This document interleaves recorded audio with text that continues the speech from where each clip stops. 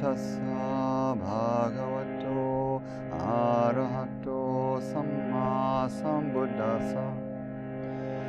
Namo tassa bhagavato arahato samma sambuddhassa.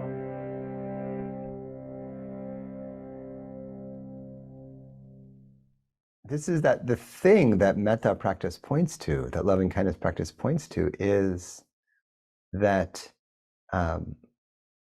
you can connect with this feeling of easy loving, and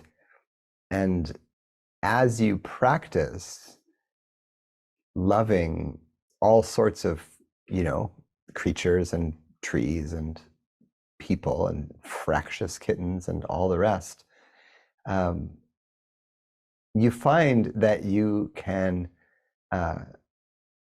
the list just grows longer and longer, right? And then you hear other people's, and there's just mudita, just a delight, like, oh, you love all the dogs, like, yeah, and the toddlers, and and I was riffing on this a bit in the meditation, the way that the quality of loving kindness that is invoked in metta practice. One of the core metaphors given is, or similes. I always want to say metaphor, but they're all similes. One of the core similes given is maternal. The line in the Metta Sutta, even as a mother protects with her life her child, her only child, and so there's this sense of metta being protective, but also having that kind of unconditional or impartial, really unconditional is the quality there in that line, a kind of unconditional acceptance and love. And then it's a mystery, to figure out how to how to cultivate that quality of, powerful, unshakable, kind of glorious maternal, acceptance and love, and to separate that from the personal connection to, one's own baby or one's own dog or one's own child, one's dear friends, and figure out how to shine that quality impartially on everything. And so, as Kimberly, as you were saying, like, really making this a daily practice of adoring, everything that's adorable in the world, and then bit by bit, it just feels so much better to adore things than to complain about them. You can start to adore things that aren't even all that adorable, because they're doing the best they can, and so yeah, a love that can cut through story, that sees through all the stories. Story or narrative, like, story is really the thing that stops love, right? A story that something shouldn't be loved or can't be loved or is unlovable, that a certain person is doing too much evil for me to love them. There's all sorts of people that are doing too much evil for me to like them, but from a comfortable meditative distance, I can totally shine loving acceptance in their direction. And I'm not going to vote for them, and I'm not going to give them money, and I'm not going to, get in a relationship with them.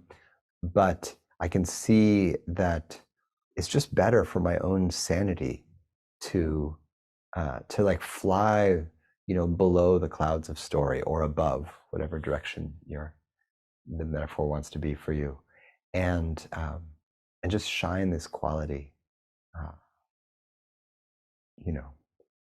so Blessings to the great, the great quality of loving kindness, of metta.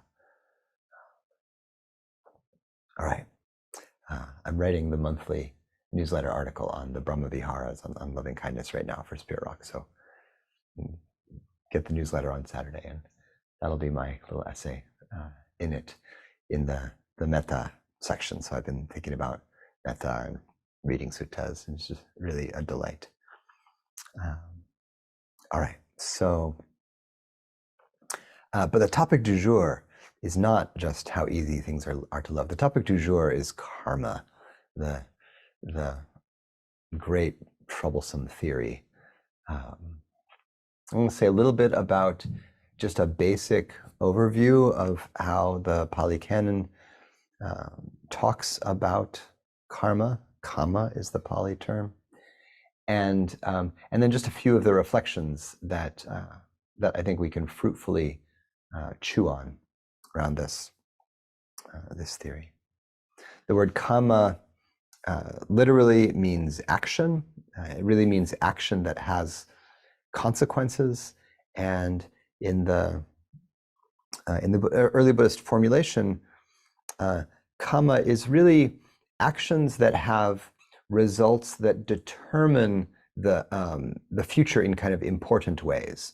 So not all actions generate karmic force, or if they do, they generate relatively mild karmic force. Like the action that you did this morning of choosing what to have for breakfast, like maybe it has a little karmic force, but not a huge amount of karmic force, unless what you did to get breakfast was, poach a chicken from your neighbor's yard, and then you're a thief, and you'll have to bear the consequences of that.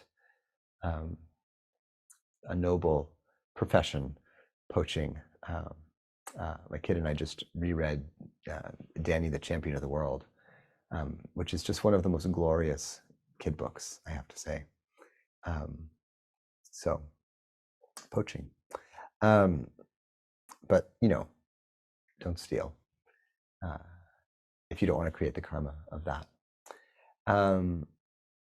Karmic actions are actions that determine our situation in the future. So they classically are, charged ethical actions are the ones to really pay attention to. And so the list of disciplines we call the precepts,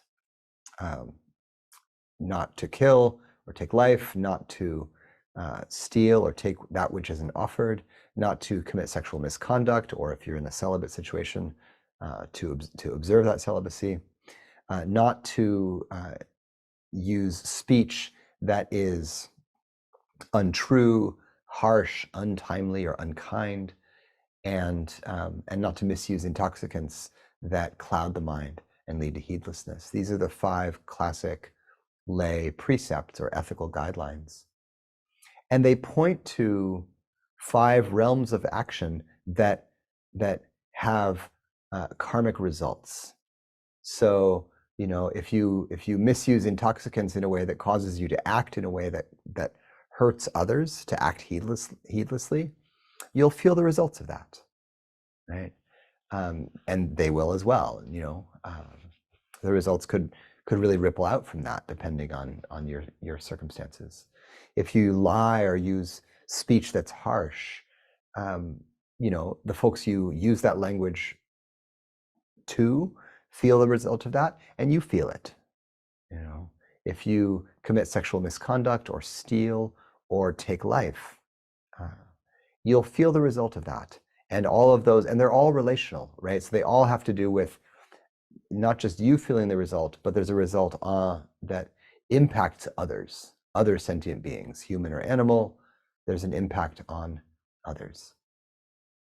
So karmically potent actions are ethically charged, and they're generally relational. They're really about how we live with others in a complex world. The Buddha admitted that karma was complex, because there's a couple layers in, what causes a given result. One of those layers is intention. So in the early Buddhist texts, it is the intention that causes the karmic result, particularly for oneself. So this crosses into the contemporary discourse of intention and impact.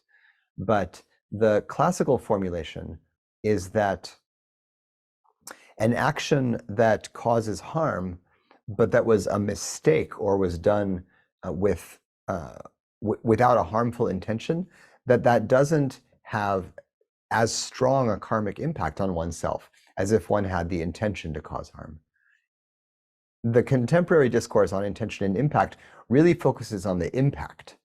So whatever your intention was, you can do something that has a harmful or painful impact on others, and it's appropriate to take responsibility for that, to be accountable for that, because you care. But it's still different to have had the intention to cause harm versus the intention not to, and to make a mistake. It's a lot easier to feel okay about yourself if you made a mistake than if you were actually hateful in your heart, right? That just hurts more. It has a longer effect in your own life. And I think that if we don't take them too literally, these doctrines that intention is what creates karma, and the contemporary justice doctrine of intention and impact, they're not actually in conflict as much as they might seem.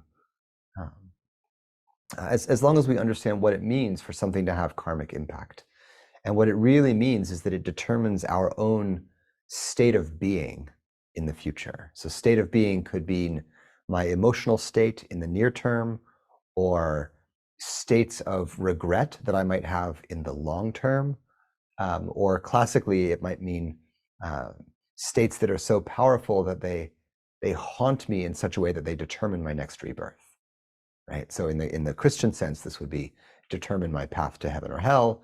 In the Buddhist sense, this might be determining my path into a fortunate or unfortunate human or animal or spirit world birth of many different kinds.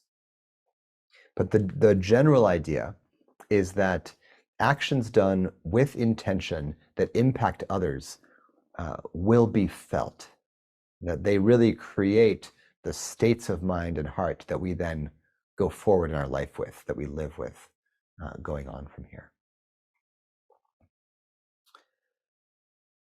The Buddha also weaves into the complexity of karma the way that intentions and then the corresponding consequences of actions can be mixed.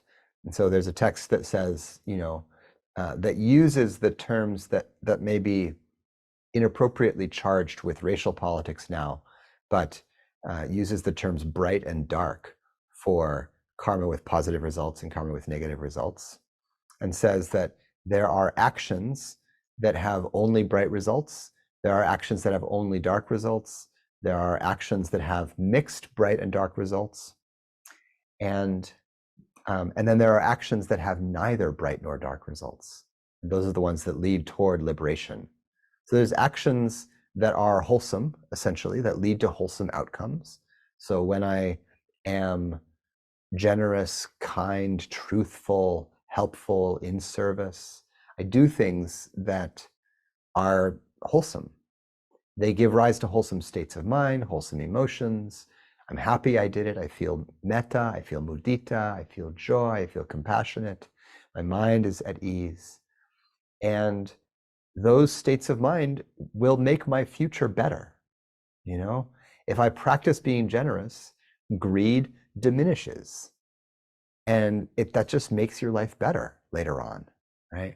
And so you can think of the entire path as a path of shifting our actions from the unwholesome to the wholesome, and therefore accumulating a kind of momentum, and this is really karmic momentum, of goodness that is going to bear fruit. And it bears fruit later on in this life and further out from there. So karmic actions are ethically charged, they are relational, they are intimately connected with the intentions or the mind state, the state of the mind and heart that we're in when we do actions, and they are mixed.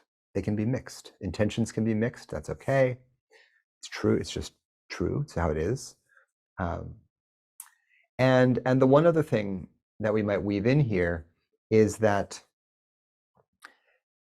our own actions are always in a complex systems relationship with the general conditions. So there's all the conditions of the world, some of which we are really conscious of, big systemic conditions like capitalism or patriarchy or, racism, or bigger systemic conditions like being human or being in a, technological world or a post, industrial world, or being omnivorous animals, or being,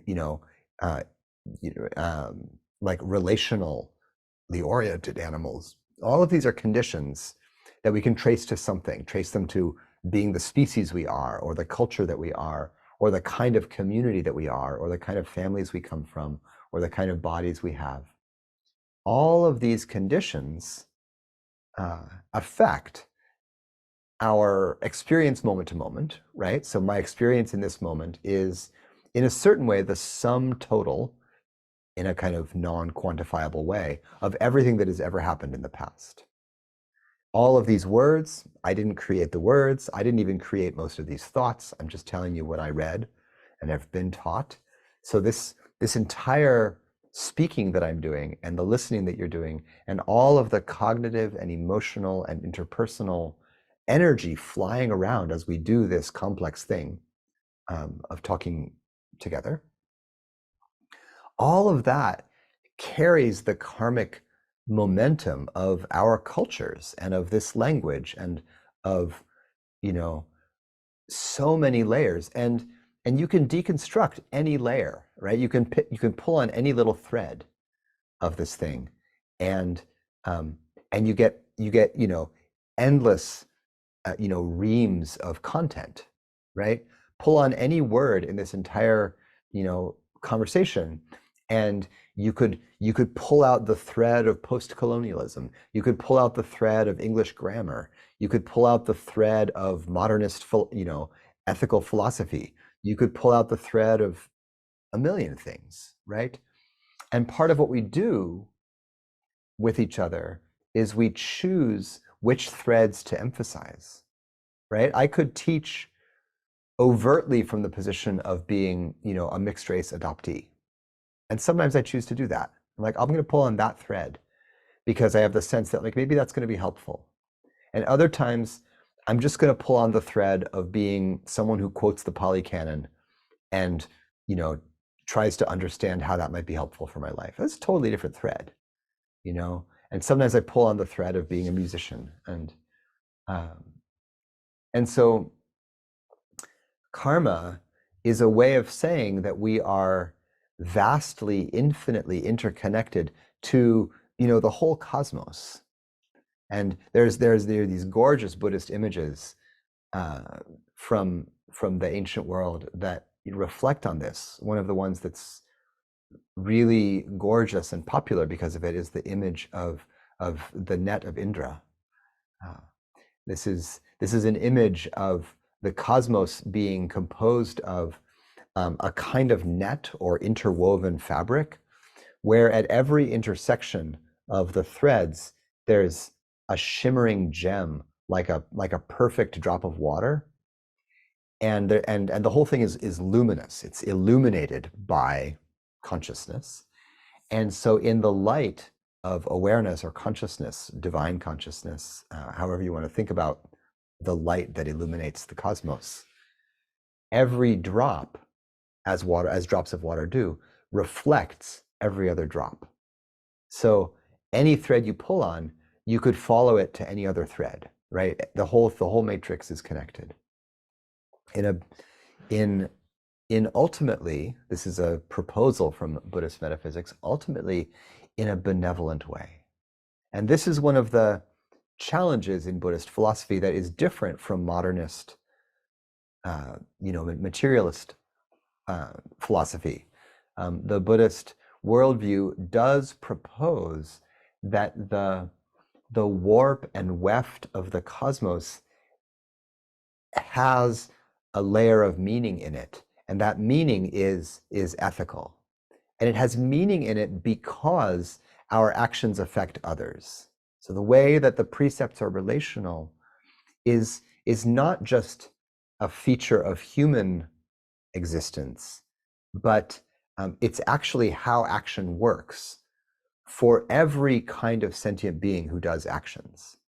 Because everything is connected, actions that impact others, that's real. There's a kind of fundamental reality to that.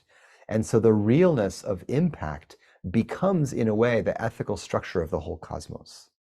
So behind all of the cosmological visions in the Buddhist world is this vision of the universe as an ethical engine. And so the thing that matters is how we impact others. So karma speaks about actions that have impact, actions that arise as a result of all the conditions of the past that have come into this moment. They ride on intention. And then here's the last difficult piece. If everything has the characteristic of not having a self, like there's no separate individual, you are not your own individual little knot on Indra's web, and that's just you in some kind of eternal way. Even the sense that that's you is a conditioned phenomenon based on all the conditions. So everything has the characteristic of selflessness. And even the thoughts and feelings I have and the intentions that I have in this moment, where do those intentions come from? I have the intention to try to speak clearly about karma. Where did that intention come from, right? Partly it came from how I learned to speak about Dharma from my teachers. Partly it comes from my desires to be helpful. I could name dozens of conditions that I could say where that intention arose from. If all of those conditions are impersonal, how do I think of that intention as being somehow myself or my own or free? And I'm not going to go into free will as a thing because it's not really a Buddhist conversation. Free will was a Christian conversation that was based on an argument around determinism. Whether or not our actions are fully determined, do your actions actually have an impact in determining whether you are saved or not in the Christian cosmos? There's a version of that in the Buddhist world, but it's not quite the same. So I'm not going to use free will as the thing to talk about. But I want to talk about the mystery of intention. When you have an intention to act a certain way, where does that come from? Because if it did not exist, right, if conditions just automatically led to the next action, it would not be possible to become liberated. There were some Buddhist sects who went all in on this non-dual interdependence thing. And the natural conclusion that those sects came to was that it will inevitably become a Buddha eventually. And maybe you can see how the logic would get there. If conditions create intentions and intentions create actions, and the universe is fundamentally oriented toward liberation, then there must be this selfless unfolding of actions toward liberation that everyone is subject to. But that was not the early Buddhist framework. It was clear to the Buddha that we people, beings, human and spirit and animal and otherwise, we could choose to practice or we could choose not to practice. And the choice to practice mostly, at least for a good while, comes down to being able to choose actions that go against our reactive habits, go against the habits that lead to unwholesomeness. And it's really like how do you choose good? How do you choose to act with goodness over acting with evil, even when evil is often easier, seems easier, and maybe even seems more pleasurable? It seems more pleasurable to complain about how awful that person is than to give rise to a kind of impartial, compassionate, love toward them. There are some terrible people that are hard to love, and it's just easier to hate them. And so why would you choose the path of the Dharma that says go against that urge? Because you know where it leads. You know that cultivating hatred leads to not wellness in your own future, and depending on how you act on that hatred, not wellness in others either.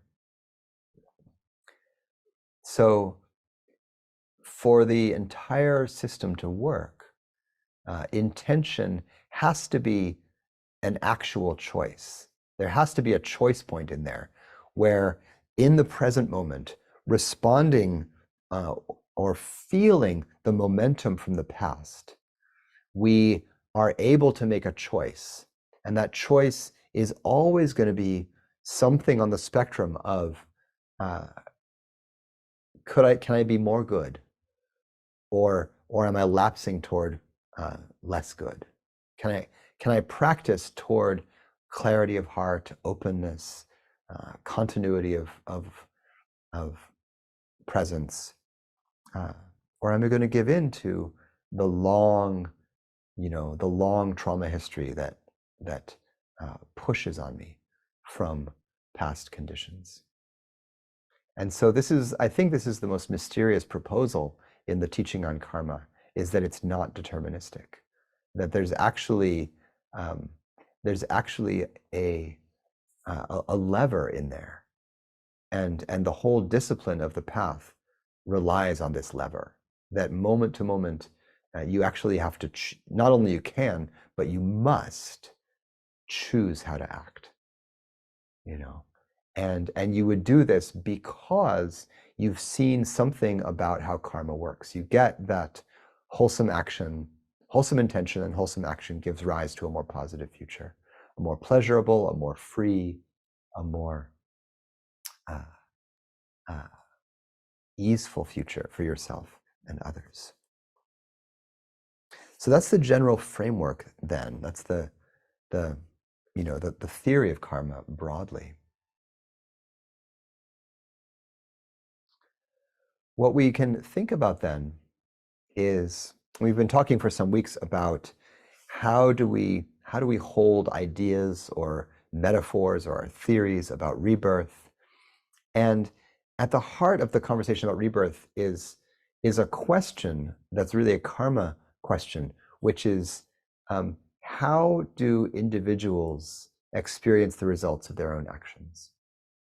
And I was thinking about it in the writing today, thinking about a kind of position that I see relatively common, and I think coming more and more into philosophical focus in some contemporary Buddhist communities, which is something like letting go of ideas of literal rebirth, for sure, and holding on to rebirth as a kind of metaphor for our actions being resonant in the collective sphere. So I do actions that affect the world. They radiate outwards from me into my communities, certainly in the form of my kid. Like, that's a very concrete action that will hopefully outlive me and could well, continue for a very long time, making new karma. But lots of things that I do, like talking with you in this way, sitting in the teacher seat and, pushing the lineage forward in another generation. There are actions that I can do that can outlive me. I can think about that as the primary results of karma. And then I don't have to I don't have to get into wrestling with rebirth. I can just think about myself present in the collective.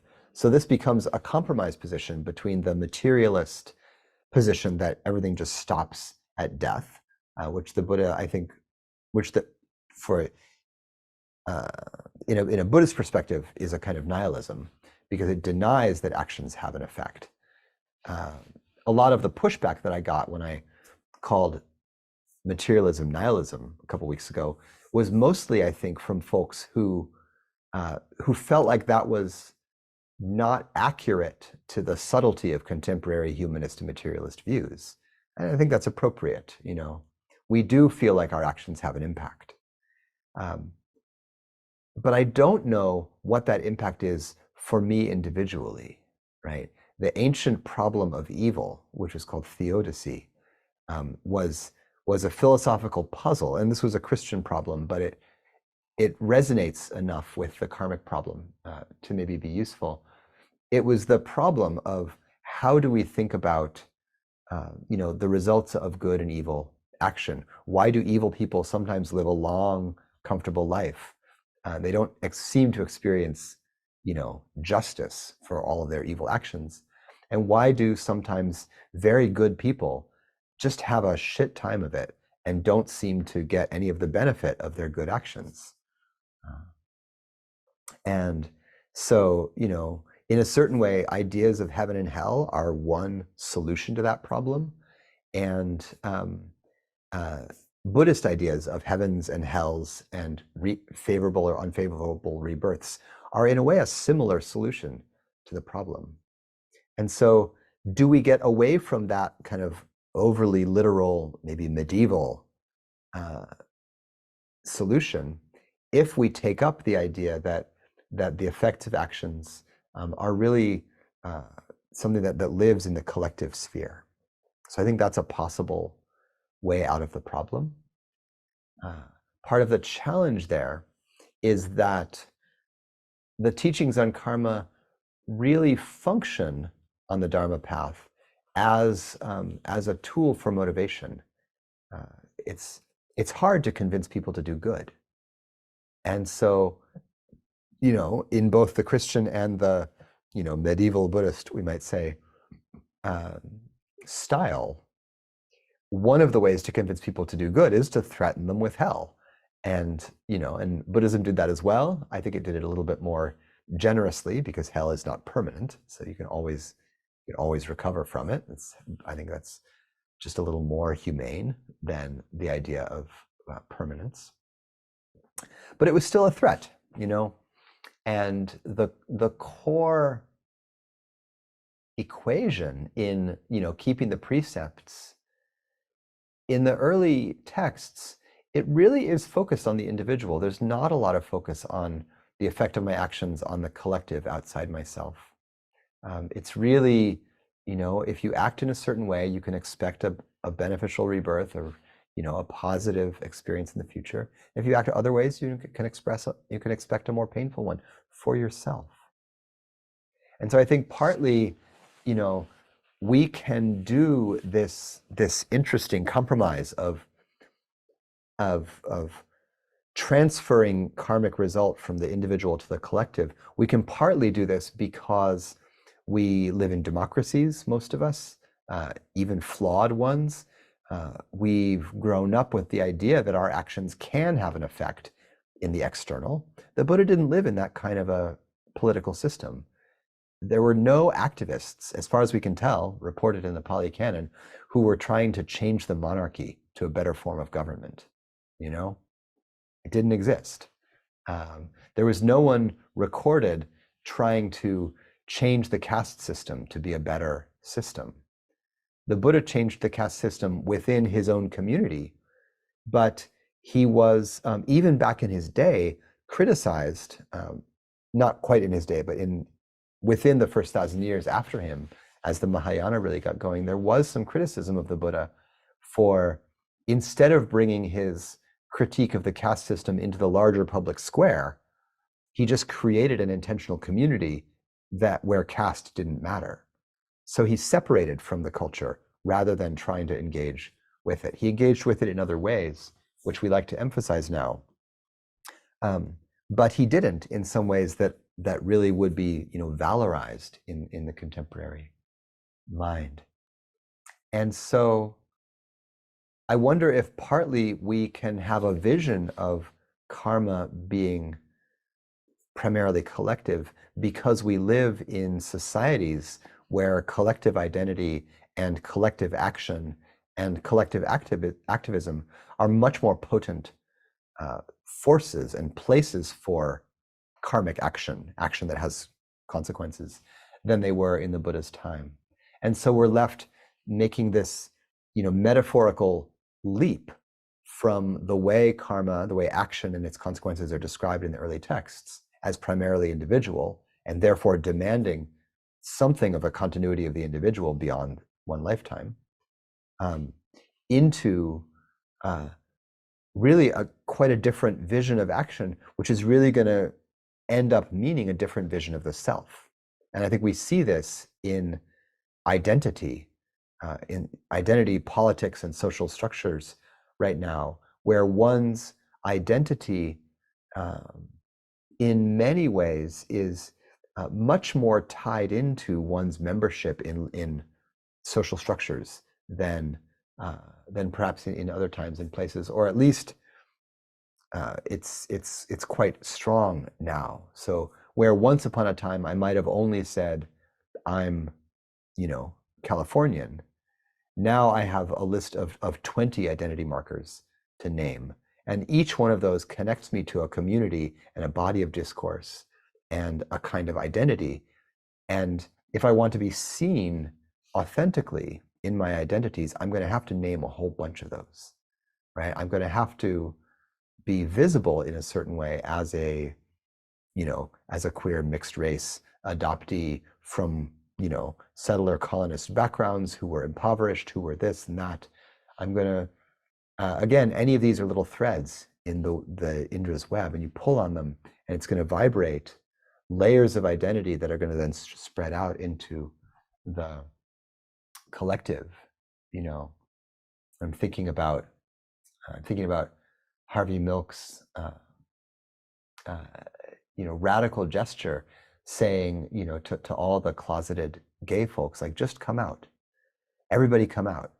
And when you do, mainstream culture will realize that we're everywhere, and we're not a strange exotic other, but we're actually just,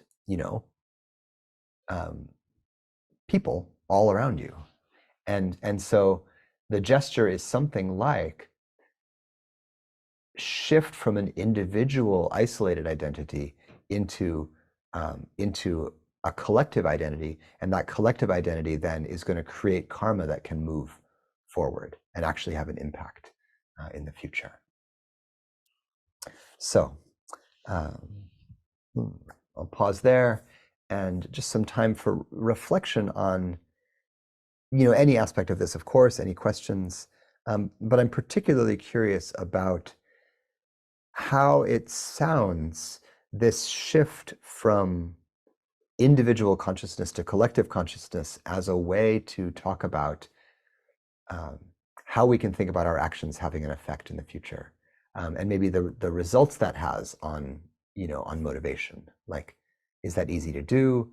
Is that difficult to do? What are the effects of making that shift in terms of how we think about action and accountability?